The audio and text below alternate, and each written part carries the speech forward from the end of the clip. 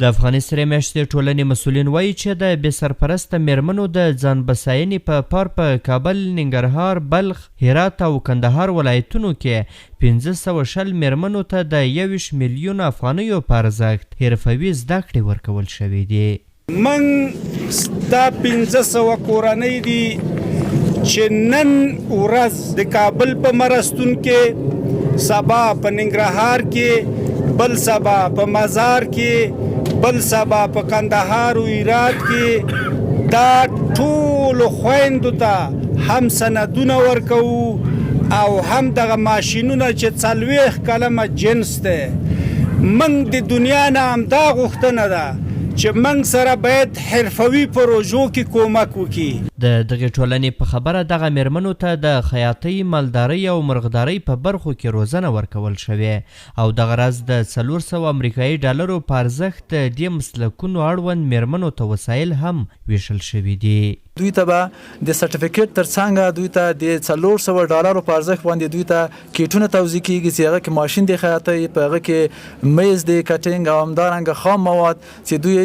حد اقل 4 میاشتې خپل بزنس یا خپل تجارت دغه مواد په واسطه باندې شروع کی او مخ ته یې بوزي. بې سرپرسته کونډې او د دې پروګرام یو شمېر ګډونوالې میرمنې وایي چې له دوی سره د نغدي مرستو او خوراکي توکو د مرستو پر ځای دغه مرستې ډېرې ګټورې دي او له دې لارې دوی کولی شي چې پر ځان بسیا شي. اول ما تجارت یک ماه درزد بعد از 3 ماه په لومړیو کې موږ ته د سوداګرۍ په برخه کې یو میاشت زده کړې راکړې او بیا مو د خیاطۍ په برخه کې 3 میاشتې زده کړې وکړې. له خپل کار څخه ډیر خوشاله یو او دا د دوی له لوري له موږ سره لویه مرسته وه. پلان داریم به خاطر که سبا زموږ پلان دا دی چې له دې ځای څخه ولاړ سو او خپلې خیاطۍ پرانیزو، راتلونکی مو جوړ سي او د خپلو اولادونو لپاره یو څه وکړی سو،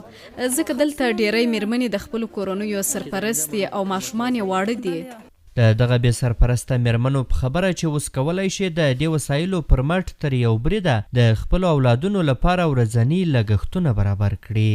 دی وسایل موږ په دې خوشاله یو موږ دا کسب پیزا که موږ په کور کې خپل کار وکړو، خپل ماشومان ته خپل لاس په غیرت روزي پیدا کړو. توکل به خدای ته دې جاستم توکل پر خدای موږ به هڅه وکړو چې خپل خیاطۍ جوړ کړو